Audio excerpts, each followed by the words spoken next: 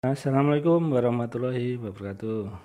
Ketemu lagi dulur, gimana kabarnya? Mudah-mudahan sehat semua dulur, tidak kurang satu apapun. Di video kali ini akan kita coba ulas tentang di 4x5 yang kita sering temuin di pasaran dulur. Untuk PCB-nya, layoutnya, skemanya ataupun kit-kitnya.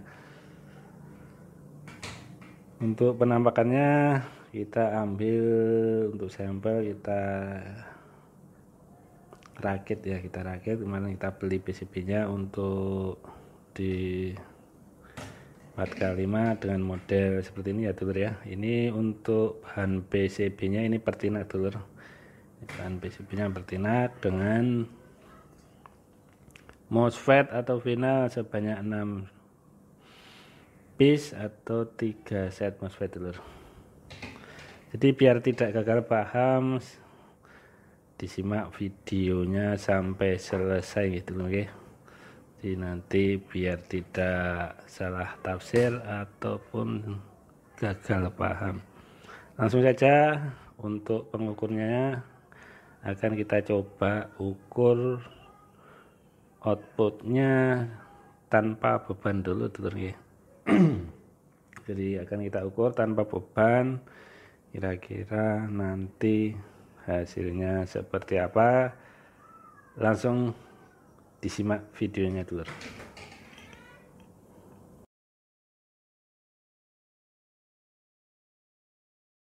Ini untuk penampakannya setelah kita pasang pendingin dulur. Jadi karena kita load, kita pasang pendingin dulu. Ini MOSFET-nya kita gunakan 260 ya dulur ya. Terus untuk alatnya seperti biasa kan kita gunakan untuk dummy loadnya 4 ohm 1000 watt, dan kita gunakan audio generator. Untuk PSU nya kita gunakan switching 90 VDC 5 kW dulur. Dan untuk melihat hasil signal outputnya kita gunakan digital oscilloscope atau DSO.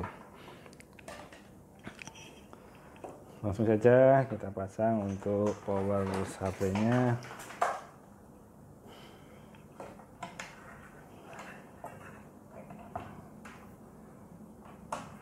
Terus hati-hati dulur, biarpun sudah sering rakit ampli, tentunya kita tetap harus hati-hati dulur, biar tidak terjadi kesalahan.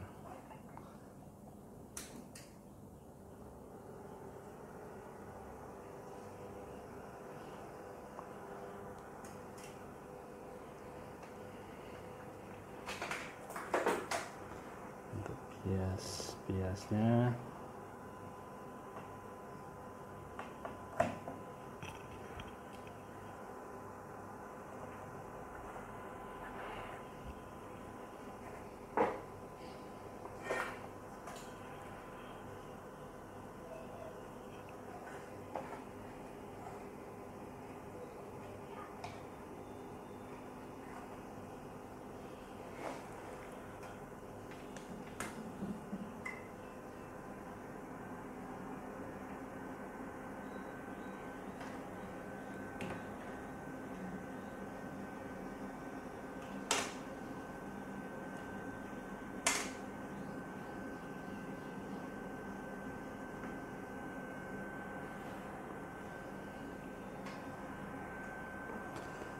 udah nyala dulur.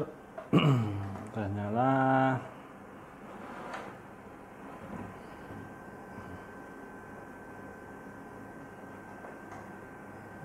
Ini bekerja di 243 kHz. Jadi akan kita coba ukur untuk outputnya dengan input 1 kilo tanpa beban dulur. Jadi untuk pertama akan kita ukur tanpa beban. Kira-kira untuk outputnya bisa berapa VAC.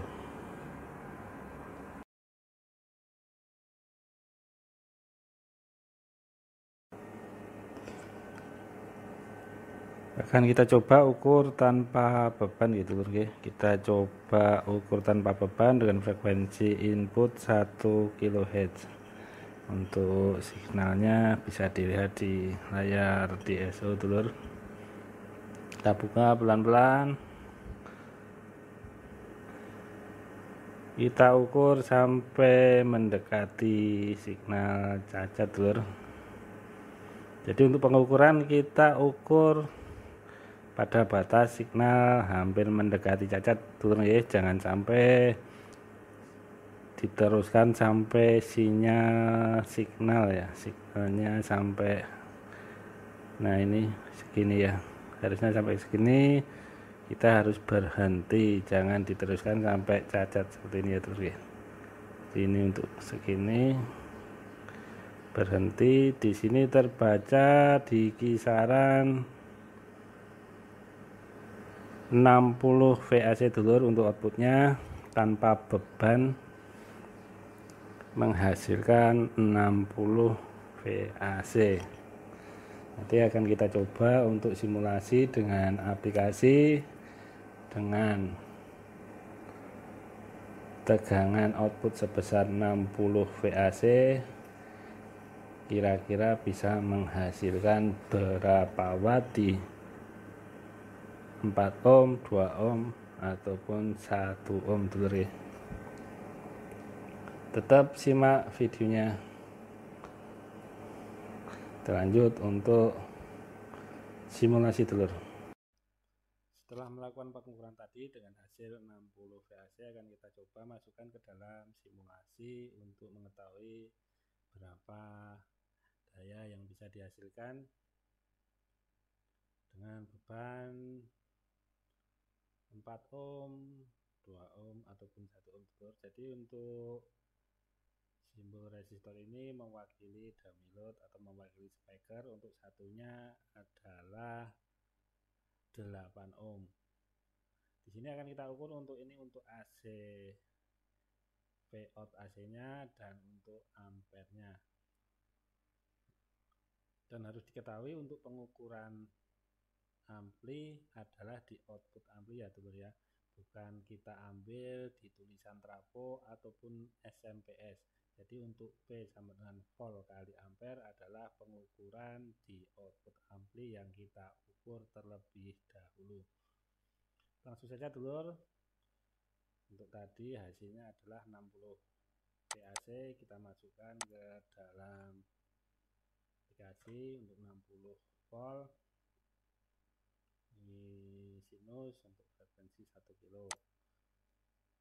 Akan kita coba untuk beban 4 ohm dulur. Jadi ini kita kasih untuk dummy-nya 2 kali 8 ohm paralel. Kita coba untuk running. Di sini terbaca untuk AC-nya 60 volt dan untuk ampernya diperoleh 15 ampere dulur. Jadi tinggal kita kalkulasi atau kita hitung. Untuk dayanya adalah volt kali ampere, jadi 60 dikalikan 15 ampere sama dengan 900 watt dulur untuk 4 ohm. Dan akan coba kita simulasikan untuk beban 2 ohm dulur. Jadi di sini akan kita kasih beban 4 dummy masing-masing 8 ohm atau 4 speaker. Kalau di lapangan kita pasang 4 speaker paralel dulur ya. Jadi kita running. Di sini terbaca untuk voltnya adalah 60 volt dan ampernya terbaca 30 ampere. Tinggal kita masukkan dulur, 60 dikalikan 30, maka hasilnya didapat 1800 watt untuk 2 ohm dulur. Tentu dulur-dulur berpikir ini di 4 kali 5 sebenarnya 4500 watt untuk berapa ohm dulur ya. Nah, tentunya jadi pertanyaan. tinggal kita turunkan untuk loadnya dulu. Untuk volt kali ampere kita stop dulu, kita naikkan untuk beban 1 ohm dulu ya, atau kalau di lapangan ini seharusnya terpasang 8 speaker paralel masing-masing 8 ohm, maka akan didapat beban 1 ohm. Kita coba running.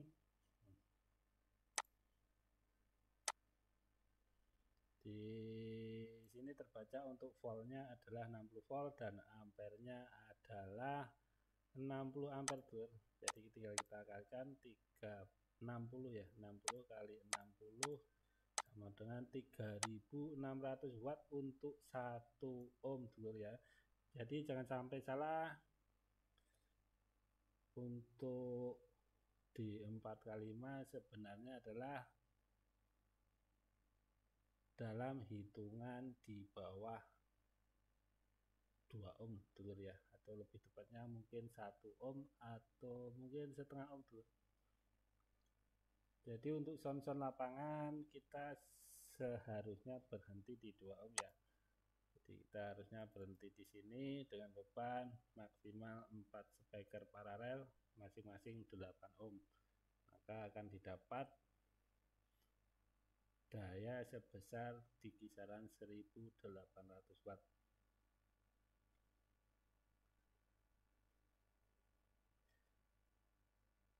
Itulah tadi untuk aplikasi ya dulu ya, untuk aplikasi biar tidak gagal paham, ataupun biar paham, ataupun biar pas ya dalam aplikasi sebuah ampli untuk penerapan di lapangan dulu. Jadi kalau kita sudah tahu untuk perhitungannya, kita tidak akan bingung dulu ya, ini berapa, kok bisa ya, kok bisa tertulis di 4x5. Jadi jangan sampai salah, jangan sampai gagal paham dulu. Kita lanjut untuk pengukuran ya, tentunya kita akan lanjut. Kita ukur untuk hasil outputnya dengan beban 4 ohm, kira-kira untuk hasil outputnya bisa dapat berapa volt. Langsung saja kita cek di layar DSO, bisa dilihat untuk hasil outputnya, dan di tang ampere untuk hasil arusnya.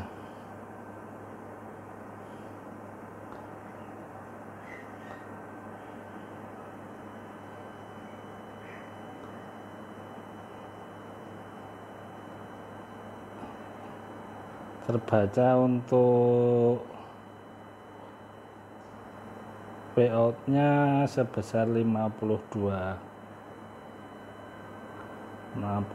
VAC dan arusnya di kisaran 11 ampere.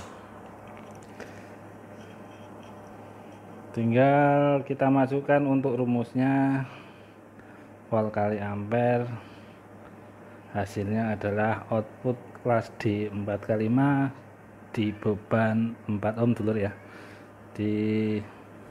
Tinggal masukkan ke dalam rumus, kira-kira hasilnya seperti dalam pengukuran tadi. Tapi pada intinya ini adalah hasil pengukuran untuk kit ini ya dulur ya. Jadi dulur bisa membandingkan hasil pengukuran dengan cara untuk mengukur kit dulur masing-masing. Pada intinya kelas D 4x5 ini adalah akan setara di 900 di beban 4 ohm ya dulur ya. Jadi kok bisa sama ya? Ya karena untuk sistemnya masih sama, whole breed, dan PSU nya pun sama, dan beban loadnya pun sama. Jadi hasilnya pun akan mirip-mirip dulur. Kira-kira seperti tadi ya untuk hasil pengukuran. Mudah-mudahan bermanfaat, bisa memberi sedikit gambaran buat yang belum paham tentang di 4x5 itu sebenarnya seperti apa. Sekian, lanjut aktivitas dulur, tetap semangat, tetap berkarya. Wassalamualaikum warahmatullahi wabarakatuh.